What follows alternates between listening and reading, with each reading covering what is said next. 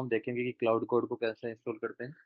तो मैं छोटा सा ओवरव्यू दे देता हूँ कि क्लाउड कोड को आप इंस्टॉल करने से पहले अपने सिस्टम में चेक कर लो कि नोड.जेएस का कौन सा वर्जन है। तो इसके लिए हम मैं स्पॉटलाइट पे क्लिक करके टर्मिनल पे जाऊंगा, और टर्मिनल पे जाने के बाद मैं लिखूंगा node hyphen hyphen version, then in my system the node.js 24/50 version is already installed.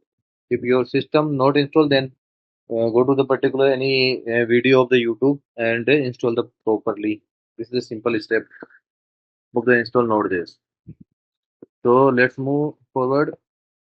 अब हम देखेंगे कि क्लाउड कोड को कैसे टर्मिनल के थ्रू हम मैक से इंस्टॉल करते हैं। तो इसके लिए एक पर्टिकुलर क्लाउड कोड की एक ऑफिशियल वेबसाइट है।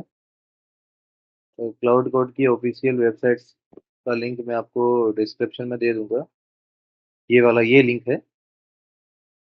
ये ऑफिशियल वेबसाइट से ही हम देखेंगे कि टर्मिनल के थ्रू मैक ओएस और लिनक्स के अंदर कैसे हम क्लाउड कोड को इंस्टॉल करेंगे। तो go to the Mac OS and there are five four steps होते हैं। तो बेसिकली आपको पहले कमांड प्रॉम्प्ट ओपन करना है, और कमांड प्रॉम्प्ट ओपन करने के बाद में इस पर्टिकुलर कमांड को पेस्ट करना है। तो मैंने ऑलरेडी इंस्टॉल कर लिया है। जैसे ही अपन जैसे कमांड प्रॉम्प्ट ओपन करेंगे टर्मिनल,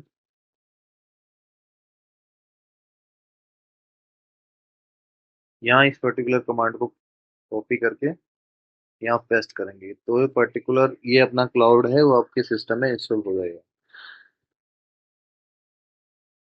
बस और कुछ नहीं करना। उसके बाद में सिंपली स्टेप है कि आप जहाँ भी क्लाउड कोड को यूज करना चाहते हैं, जैसे आप पर्टिकुलर एआई के अंदर यूज करना चाह रहे हो, या किसी फोल्डर के अंदर यूज करना चाह रहे हो, या पर्टिकुलर वीएस कोड के किसी प्रोजेक्ट में यूज करना चाह रहे हो, तो उसके पर्टिकुलर टर्मिनल्स पे जाओ, और टर्मिनल के जाने के बाद में यहाँ क्लाउड ओपन करो। जैसे ही क्लाउड टाइप करोगे तो आप जैसे इंटर मारोगे तो वो अ, पहले पूछेगा कि कौन सा तुम मोड मोड सेलेक्ट करना चाह रहे हो, ये वो।